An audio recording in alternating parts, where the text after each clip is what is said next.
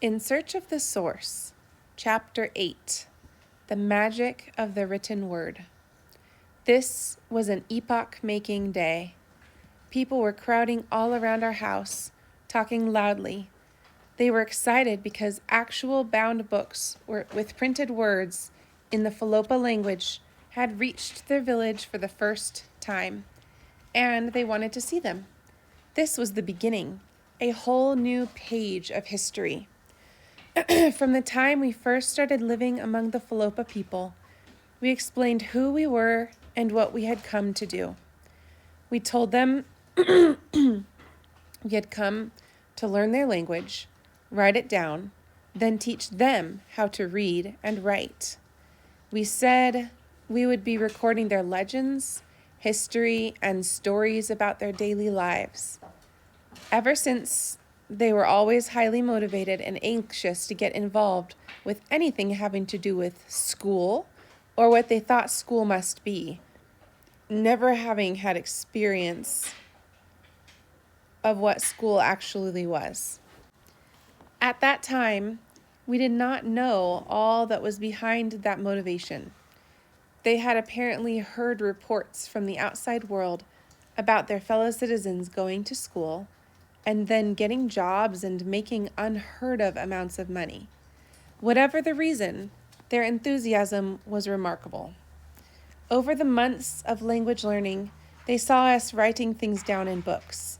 They were waiting for the time when they'd have the knowledge of books.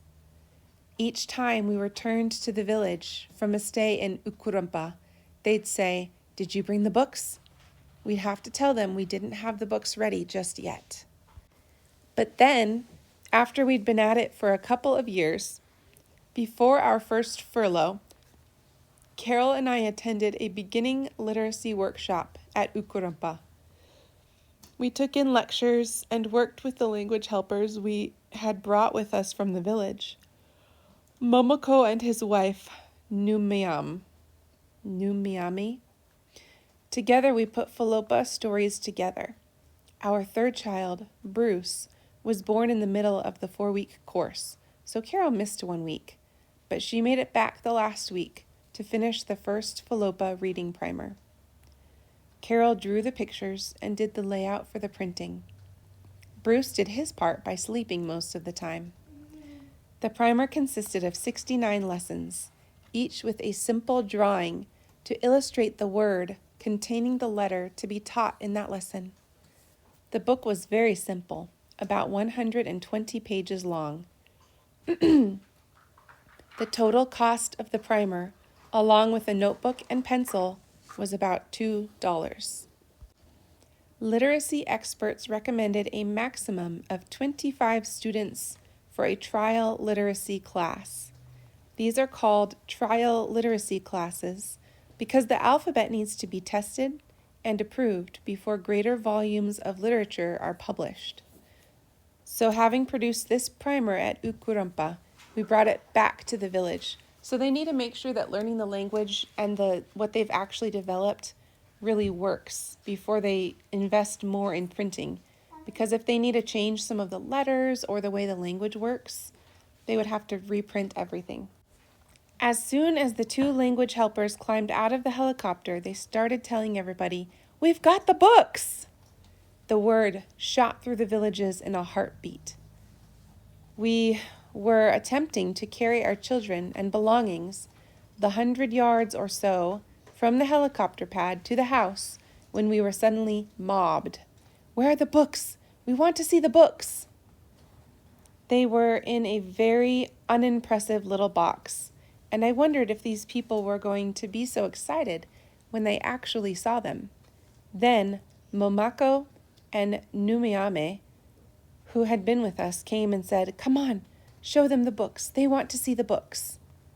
We were so tired from the long, hot day of traveling to the village. We had planned to just move back in, unpack, and get things cleaned up. Also, remember they had a baby while they were away? Thatched roof houses always have a lot of debris falling out of the thatch from the wind, covering beds and everything else in the house. Cleaning up is quite a job. We weren't expecting to do anything else except get settled in. But there were so many people crowding around with so much enthusiasm and talking about these books. "When are you going to start school?" they demanded. "Tomorrow," I shouted above the din, and that's the good news. The bad news is that the maximum number of students allowed in this course is 25. We will change it to 26 because there are 13 clans. Choose 2 people from each clan, and that's all who can come.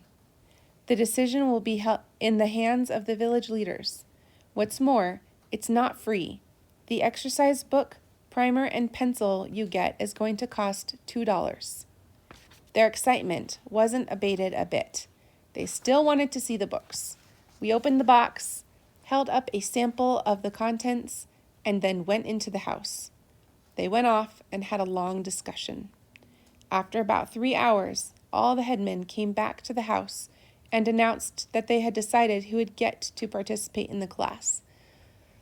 I got some paper on a clipboard and wrote down the 13 clans, one at a time, listing the names of the people as they called them out to me. When we finished, I said, "Okay, now these chosen men must pay $2 for their books, and will have to be here tomorrow morning. Money isn't that easy to come by in this part of the country. They can sometimes get money by selling trapped cassowary birds to another language group who value the feathers as well as the meat. But then there's not that much to spend money on either." So when I said they'd have to pay $2 each, they immediately produced the money. We gave each of them their books. Carol and I went back into the house, but the crowd was still milling about outside. They were ready to begin school right then. They were a very loud bunch, talking, looking at the books, carrying them around. Now and then they'd call out they wanted to start school right now, and I had to say, "No, we aren't starting school now. We're waiting until tomorrow morning." They weren't very happy about that news, but gradually, over the next hour and a half, they dispersed. So we got the cleaning and unpacking done. We were just beat, dead tired. We went to bed, collapsing under the mosquito net. The kids were sound asleep. Before dawn the next morning, Carol pushed on me. "Neil, wake up. There are people all around outside the house." I crawled out from under the mosquito net, went to the window and looked out. I could hardly believe what I saw. People were strutting about with their books under their arms and pencils in their hair. They noticed that I'd gotten up. They were all out there trying to be quiet, making more noise trying to be quiet than they were before. They were saying, "Shh, the white man's asleep. Don't make so much noise." So I came out and said, "What's going on?" "That's okay," they said. "You go on sleeping, but when you're ready, we're out here." It wasn't even 6 o'clock yet. We got up, brushed our teeth, and dressed.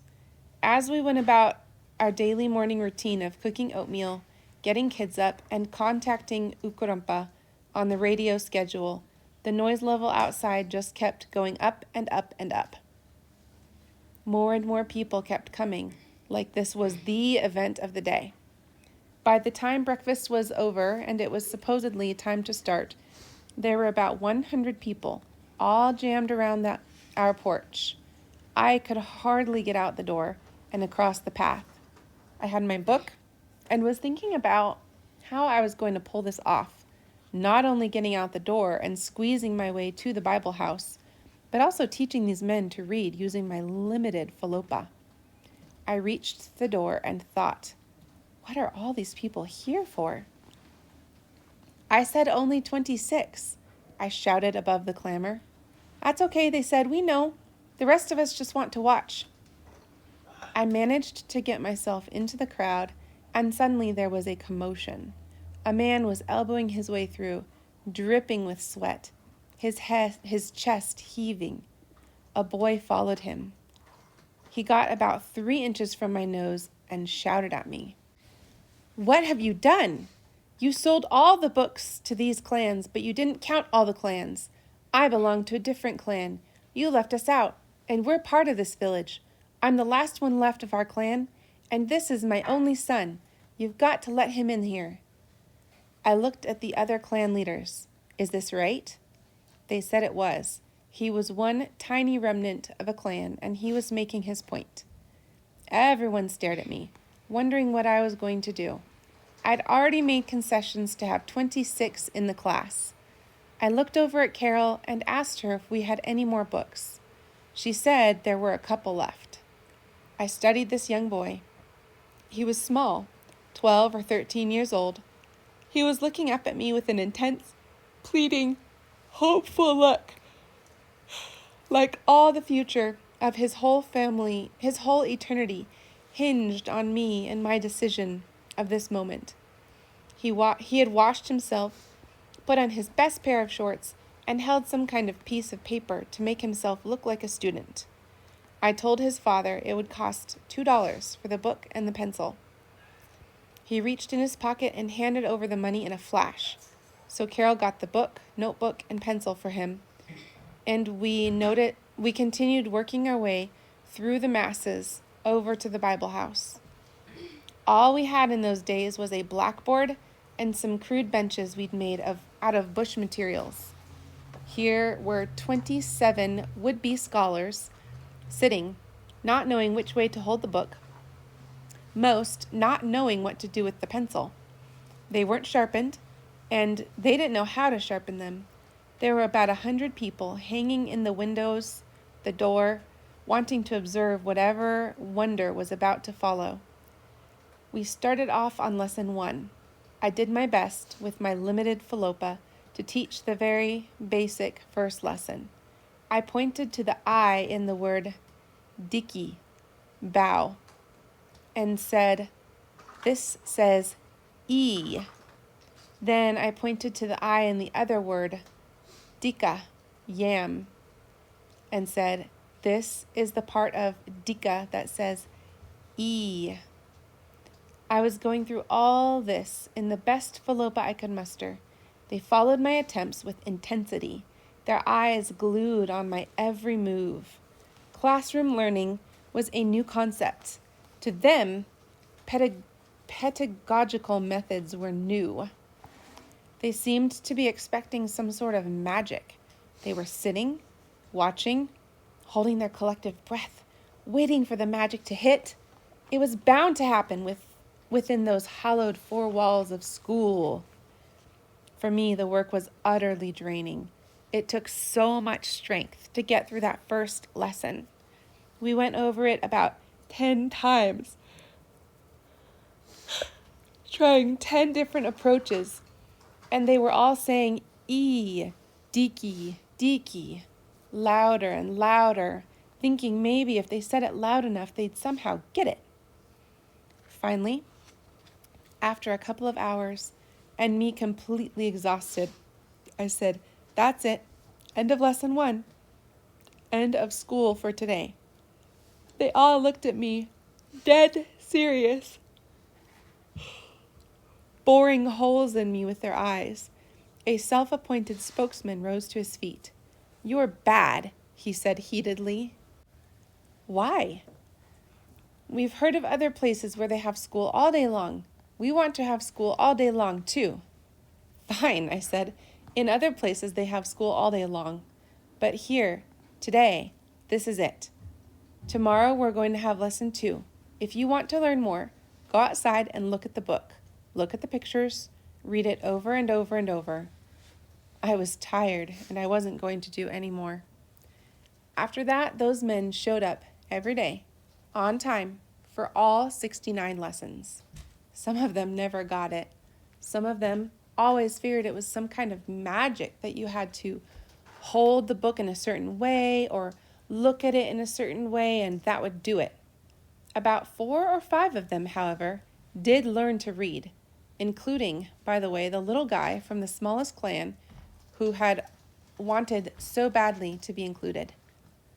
The village was amazed. Some believed that the magic was indeed powerful, that some actually had learned to read. We agreed it was a wondrous thing. It was their learning to read that really gave us our start.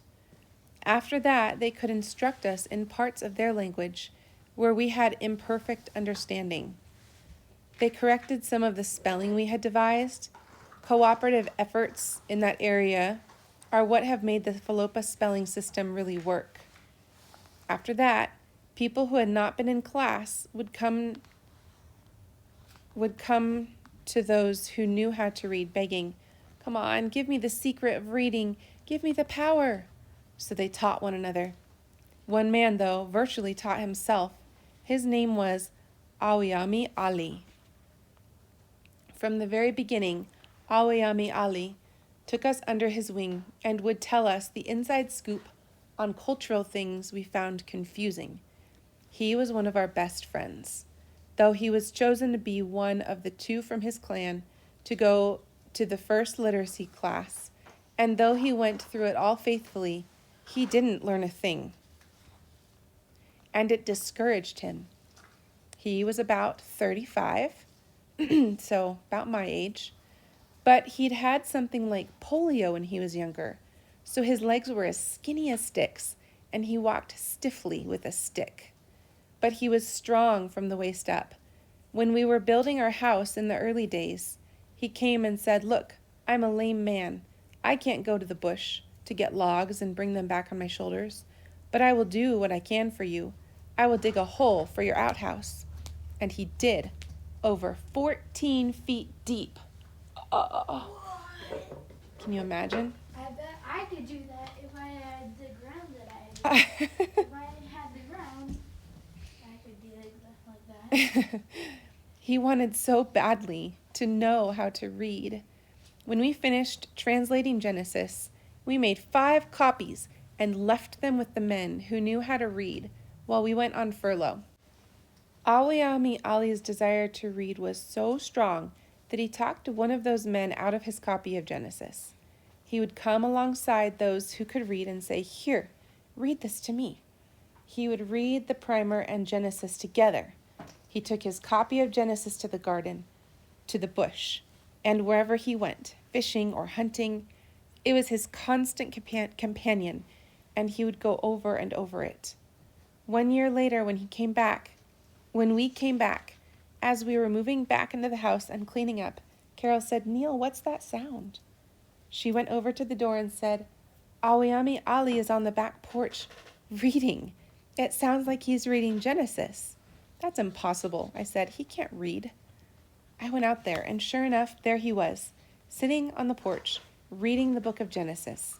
We went outside and gathered around him. "Awiyami Ali," I said, "can you read?" Beaming and proud, he told us the whole story. The light that beamed in Awiyami Ali that day on our porch has spread to others in the village as they continue to teach each other to read. Further light has shone among the villagers as they come to realize that determination and hard work, not magic, is the key to gaining the power of the written word.